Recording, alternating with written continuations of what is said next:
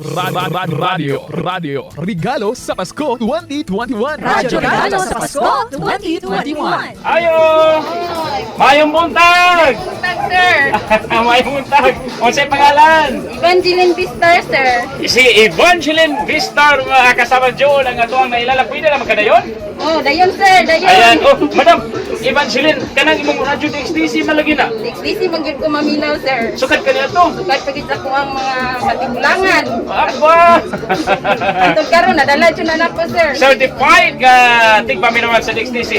So, madam, Pasko naman yun, December 1, o yan, animaw nagpasko, o kabalo kong mupalit yung Noche Buena, ay nagpalit yung Noche Buena kasamang Evangeline, kay sagot na karon sa DXDC na Thank you, ang sir. Noche Buena gift pack plus kasama Jun ang atuang labihang wine, non-alcoholic wine. Salamat. Ayan. Daghang kayong salamat, sir. Daghang kayong salamat sa DXDCRM Davao.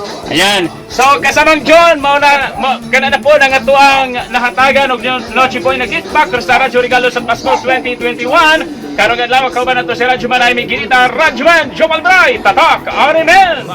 Radio Regalo sa Pasko 2021. Radyo Regalo sa Pasko 2021.